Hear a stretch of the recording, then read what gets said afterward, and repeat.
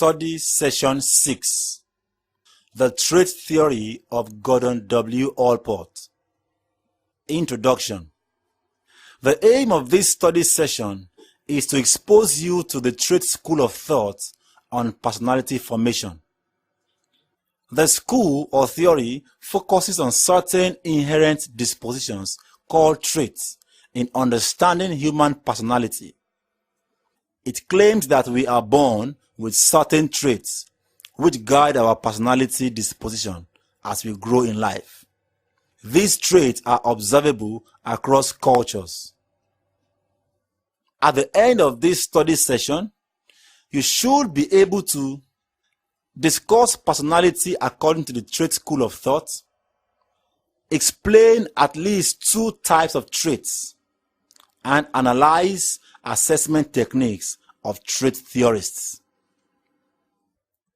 Defining the concept of trait theory. Allport worked extensively on the trait theory in explaining personality. He premised his work on 6 assumptions to explain the influence on human behavior.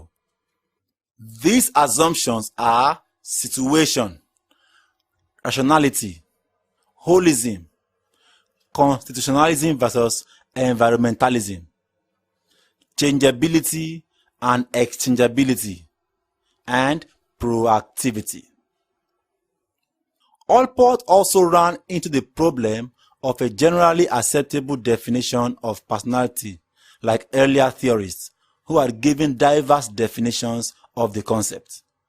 However, in 1937, Allport defined personality as the dynamic organization within the individual of those psychophysical systems that determine his unique adjustment to his environment. This particular definition has changed the face and approach to the understanding of the concept of personality. In the words of Jelle and Ziegler, 1981, personality exists in individuals and it is a thing that is alive, well, and functioning. Traits, which is the central concept in Allport's theory of personality, is a widely used word both in public and private discourse. Allport, 1961, defines traits as those aspects of personality in respect of which most people within a given culture can be profitably compared. Traits come to the fore through observable behaviors, which are applied in attempting to understand people. Traits are not subjected to erratic or incessant changes. Rather, they are stable and enduring. Jelle and Ziegler, 1981, defined traits as a predisposition to respond in an equivalent manner to various kinds of stimuli. Traits are relatively generalized and enduring, accounting for the more permanent, enduring, transsituational features of human behavior. For any definition of personality to be considered adequate, it must conform to some criteria. These include the following. 1. A trait has more than normal existence. 2. A trait is more generalized than a habit. 3. A trait is dynamic. And 4. The existence of a trait's existence may be established empirically. Types of traits. Allport identifies 3 types of traits: cardinal, central, and secondary traits. Cardinal traits. A cardinal trait is a dominant predisposition by which an individual becomes popular or unpopular, depending on the value his society attaches to it. 2. Central traits.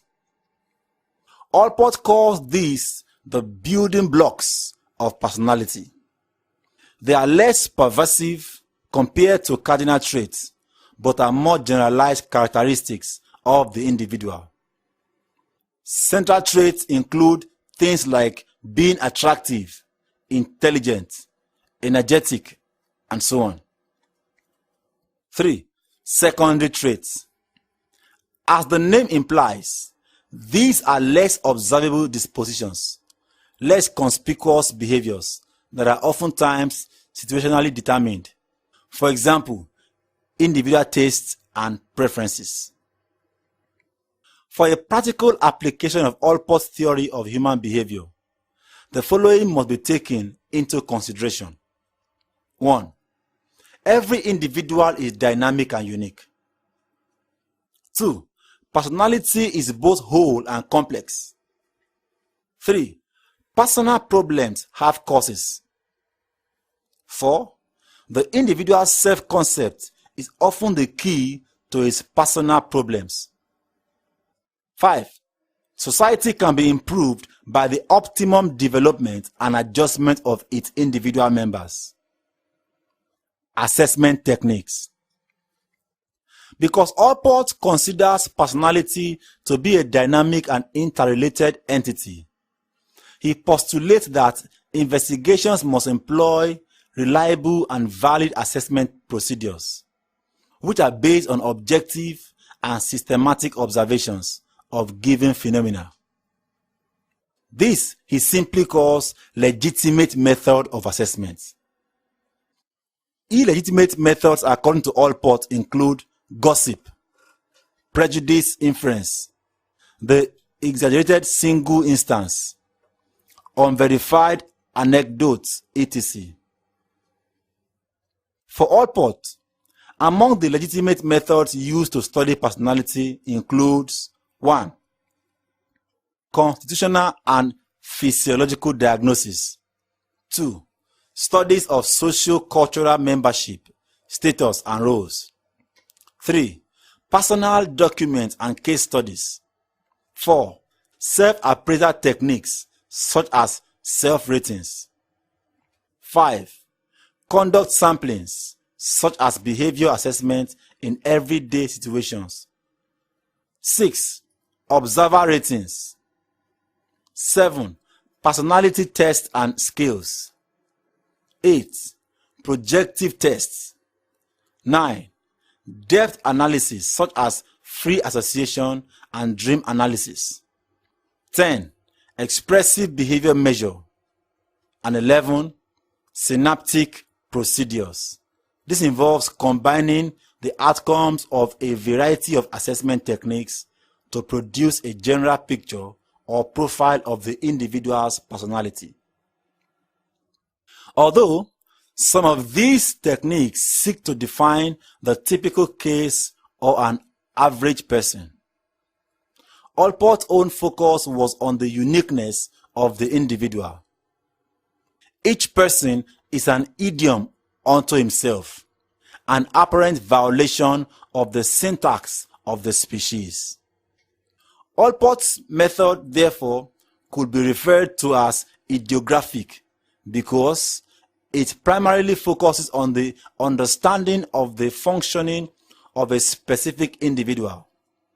This is different from the nomothetic approach, which relies heavily on the use of statistics in the analysis of human behavior.